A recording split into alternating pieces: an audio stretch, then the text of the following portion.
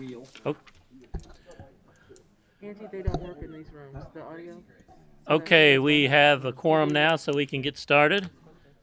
And thank you for making time this morning for this committee meeting. Welcome to the second committee meeting of the Standing Committee on State and Local Government. We have one item on the agenda today, and Madam Clerk, could you please call the roll? Senator Alvarado, Senator Harper Angel, Senator McDaniel, here.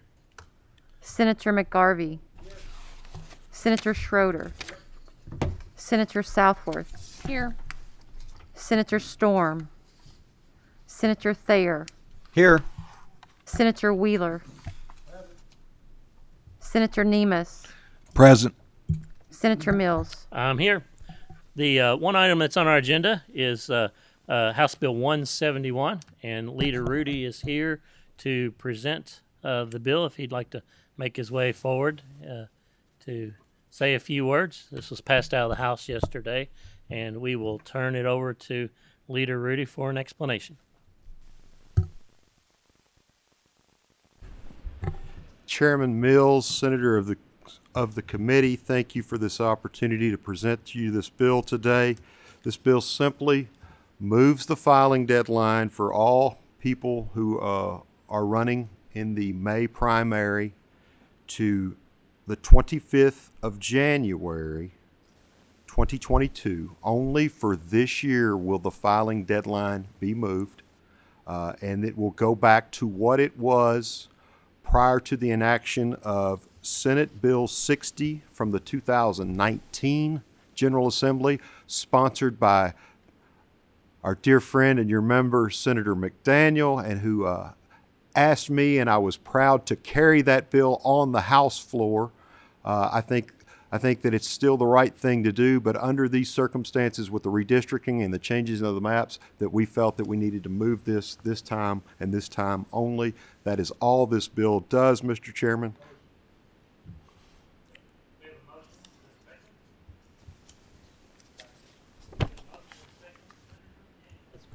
Thank you, Mr. Chairman. Leader Rudy, I appreciate you bringing this. And yeah, the Senate Bill 60 from back in the day, those of us who were here a couple of years ago will remember there was a refrain you heard around Frankfurt a lot, which was, well, we don't want to start that until after the filing deadline. And so the thought was we got more work accomplished by going ahead and moving this forward. There were various and sundry theories about why we shouldn't do that. Clearly, we found a bit of a complication at this point. But my only question would be, is there a reason that we can't bifurcate the filing deadline for those offices that don't require redistricting, mainly your more localized ones? So there are four reasons, Senator McDaniel, that I feel, besides when I actually asked it to be drafted, I just asked to move it for everyone. And when that issue came up, there are four reasons why I would say that we don't need to do that. Number one, because Senate Bill 60 moved it for everyone one way, I felt like this is undoing that for 1 year. We'll move it back for everyone. Also in House Bill 2 that you will be hopefully considering tomorrow, assuming it passes today, and hopefully you will be considering it on the Senate floor on Saturday. This language is mirrored in Senate Bill 2, but we felt that this bill should be moved before the filing deadline so we wouldn't have to do something retroactively.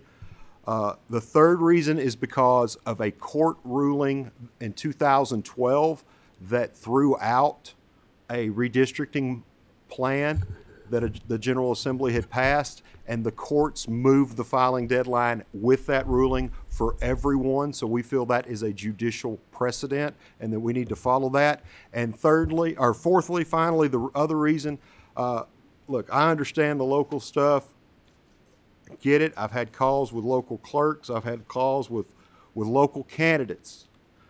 But the fact of the matter, of all the 138 members of the General Assembly, nobody more than Mary Beth Imes realizes what this bill means. And she supported this bill, and she lives with a county judge executive, and she said, I'm not going to let Kenny find me an opponent if I can't find him one.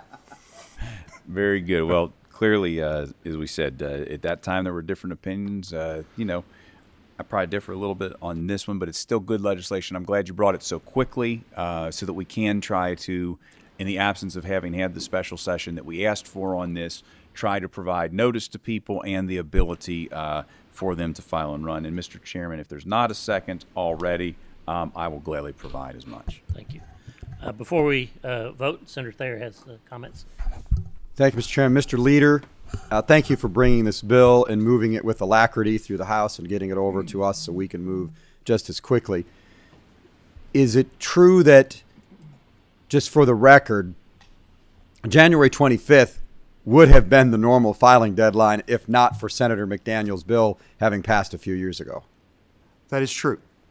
Very well. And then I would also like to point out that since the governor did not call us into a special session, which is why we are dealing with all of this week and having to move the filing deadline, if the Constitution gets changed this fall and the voters of Kentucky allow the General Assembly to call itself in to a special session to deal with matters like this when there is a reluctant or uncooperative governor, we wouldn't have this situation today because we would have called ourselves in to a special session in November or December and passed the maps and been done with it. So let's hope the voters have the wisdom to grant us that authority on the election and the constitutional ballot that'll be before them in November. And then 10 years from now, we won't be dealing with this. Very good. Thank you. We have a motion and a second. Madam Clerk, please call the roll. Senator Alvarado, Aye.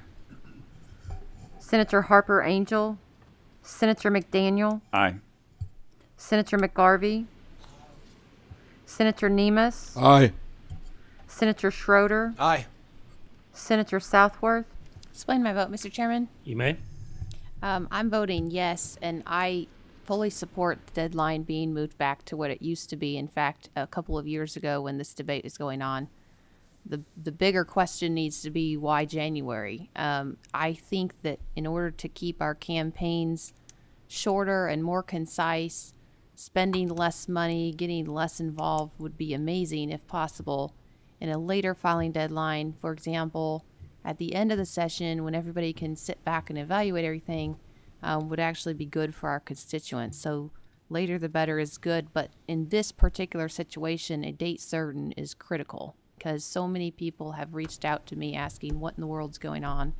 And frankly, I'm a senator and I still can't even tell them. And so this gives everybody a lot more certainty, at least for the time being, till we can get everything else sorted out retroactively. So that is why I'm voting yes. Thank you. Senator Storm, Senator Thayer, Aye. Senator Wheeler, Mr. Chairman, I cast an aye vote. May I explain my vote? Yes, you may. Like Senator McDaniel, I would have preferred to bifurcate these for the offices that did not require redistricting, although I think that the leader adequately explained the position why it is constitutionally mandated that we do it for all offices. So I appreciate that explanation.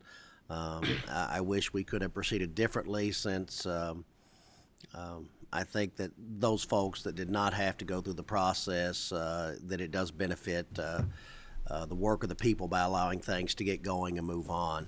That being said, I think to echo Senator Thayer, we do have to recognize that the main reason why we are here is because the governor refused to call us in for a special session to take care of the people's work so that we could get moving forward with this process. It is essentially fault for any moving of this deadline lies with him and not with the General Assembly. So again, I cast an aye vote. Senator Mills. I vote aye. This passes unanimously 9-0, and same shall move on to the Senate floor. Thank you, Leader Rudy. Thank you, Chairman, members of the committee. If there is not anything else before the committee, we are adjourned. Thank you.